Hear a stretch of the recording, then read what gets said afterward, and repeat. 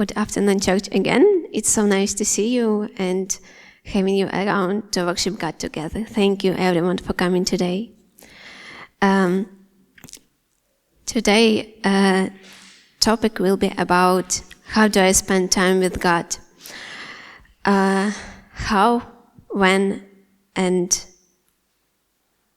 why. My input mostly will be about how hard it is to spend time with God when something is not right in your life, because it's easy to speak with God when everything is fine, when you have all your blessings and answers to all of your prayers. But what will you do when everything is not that great? When God tells you no, and it's no, it's not a perhaps or what if, but it's a definite no, which you just need to accept. Spending time with God isn't about just reading the Bible out of your duty or checking off a list of your accomplishments. It's about recognizing that God knows your every struggle, that He is present in tiredness, in our frustrations, and in our brokenness.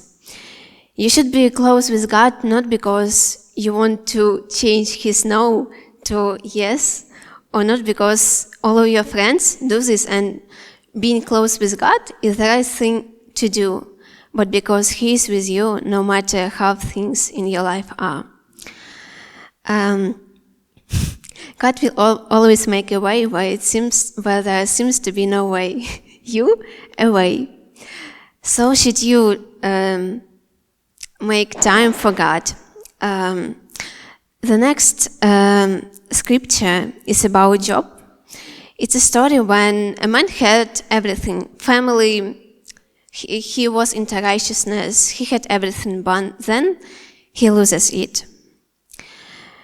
But he knows the way that I take when he has tested me. I will come forth as gold.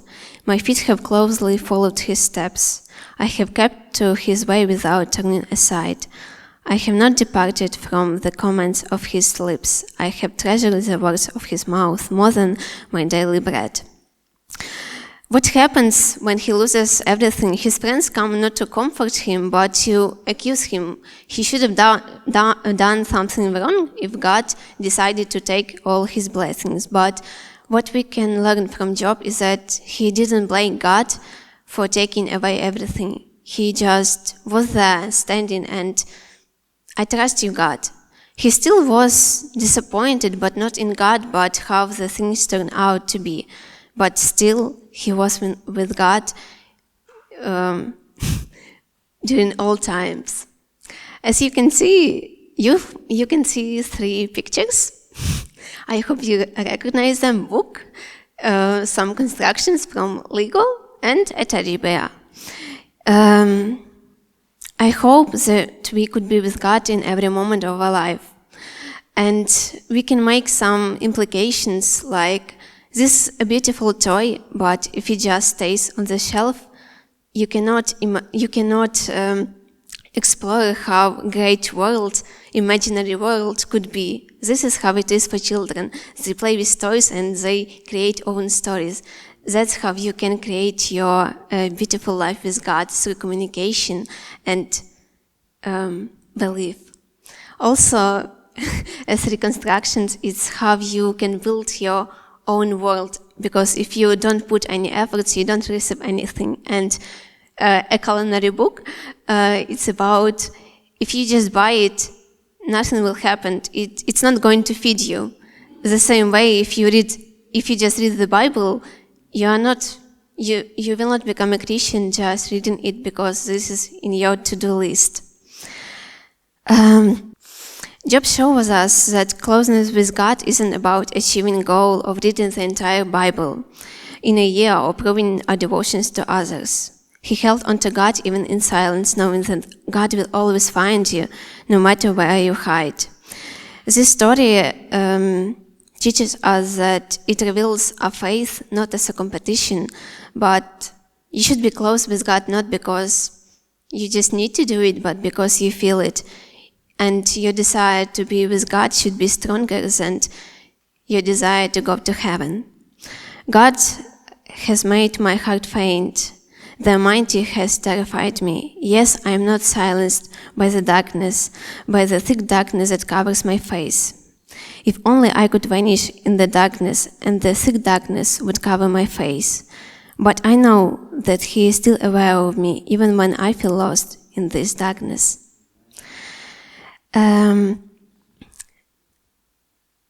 It's okay to read only a few scriptures, as long as you continue to be with God. You don't have a goal to read the Bible, so one of the ways to spend time with God is reading the Bible. But you shouldn't do this because you need to share this with your friends, how faithful you are. You should do it because you feel the need of it. And it doesn't matter how many scriptures you have read, as long as you go with God and as long as you understand that God is with you and you took and grew together with God. It's not how you tell everyone else about your relationship with God. It is about how you feel about God in your heart. And I hope that you have God in your heart. Thank you. Good afternoon, everyone. Sorry that I couldn't be with you today. As Alyssa probably already said, welcome to our young adult service.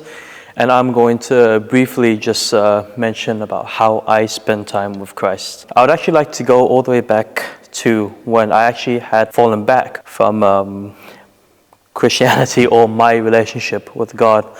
And what I did during that time, as I was building my relationship back again, I noticed that without Christ per se, I had a significant foundation that wasn't there anymore. And my time of spending with Christ at that point was simply just listening to some of the worship songs that I listened to when I was younger whilst in the shower.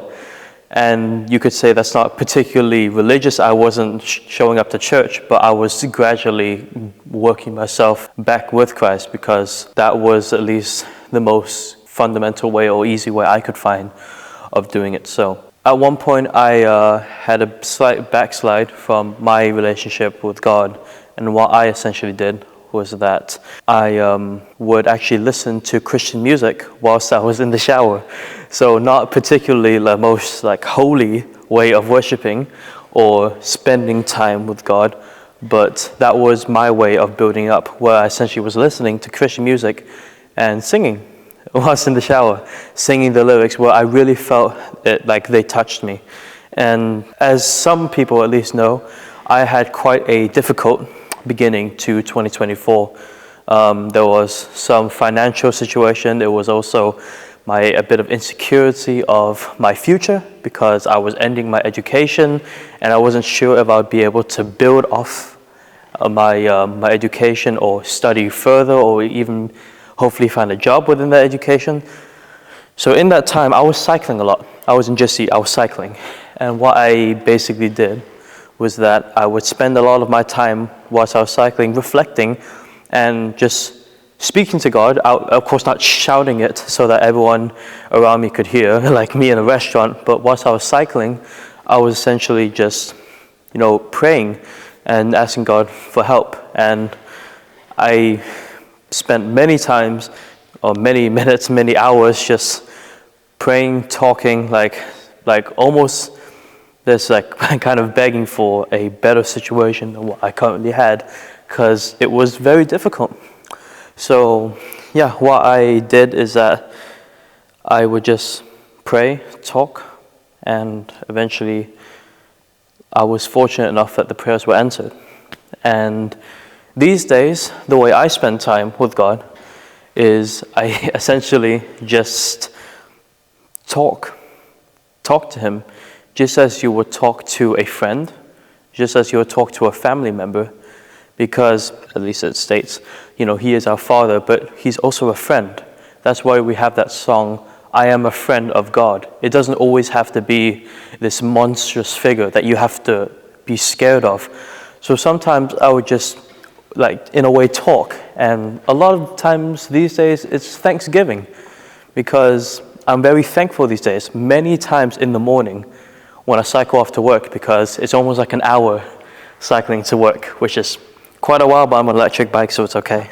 But sometimes it's a very long journey, and that gives me time, especially in the beginning of the morning. Every time, almost pretty much when I'm cycling off to work, I'm just thanking God for the opportunity that I have, because my career right now is flourishing, my personal business is doing very well, my relationship with Him, of course, is doing great, and my other aspects of my life, when it came also to coaching, one point I felt that things weren't going too well, now things are going great. So these days it's a lot of thanksgiving. So that's really essentially how I spend time with God, because I feel a lot of people feel that you have to either book some sort of time slot in your calendar where you say, you know what, at 11:30 or whatever time it may be, 12:30, I'm going to sit in this position and I'm going to pray and hope that things come. No, that's not how I do it. I just try to do it as a everyday activity. It doesn't have to be a particular setting or a particular mindset.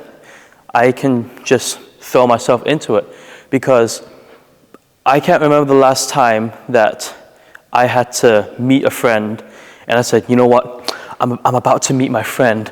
I must meditate before I meet my friend.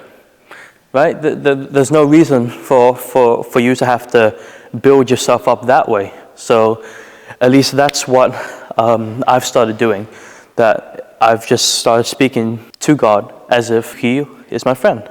There are different phases in life, of course, but these days it's a lot of thanksgiving. So many times that I speak is thanksgiving. So that's essentially what I wanted to share. When you spend your time with Christ, it doesn't necessarily have to be a fixed time slot in your calendar, which is more free than you think, by the way.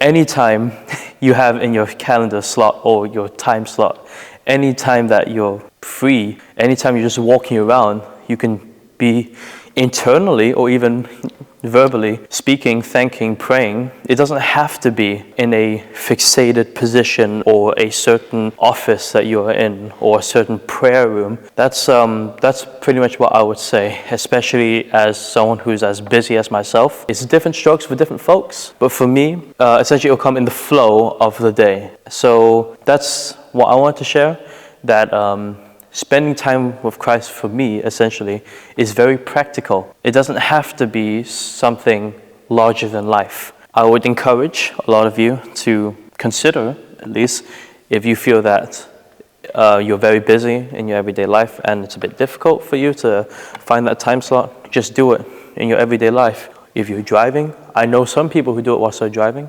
That could also be something.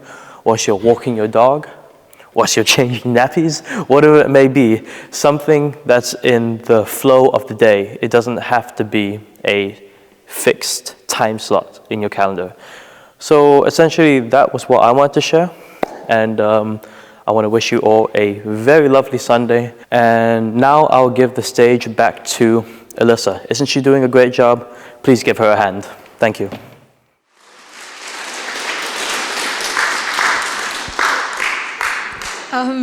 Well, Joe's not here for us to thank him, but if you want to tell him that you enjoyed that next week, you can let him know or ask him questions even. So to end off the lesson, I also wanted to share some of my own experiences in my walk with God. Just as we've been hearing from different people today, I think my own walk with God is very much built through the community that I've met in this church, as well as in many of the other churches I've been at while studying. And so one of the things that somebody once shared with me is about several ways that can guide our reading of the Bible. And I thought this was a really practical and helpful sort of tip that kind of helps me whenever I am down in my walk with God or just kind of stuck in trying to figure out how to think about a particularly unusual, shall we say, Bible passage. The first question would be to think about how would people have felt about this event or this Bible passage back then, and how would people feel about that now, And yeah, that kind of gets you thinking about the sort of context that the passage is in. And then when you can understand the passage in context, then that helps tell you a lot about the third question. What does this tell us about God's character and our relationship with Him? And that also reminds us of how universal God is throughout the ages as well. And yeah, whether you want to think about these questions alone while reading the Bible or with a group of friends that you might study the Bible with, I think it's just really great, because depending on where you are in life and where your friends are, people will have just such different perspectives, and that also brings us to all these different dimensions of God that we may not see just, studying the Bible in one single way. So I hope that provides some food for thought for the rest of your week.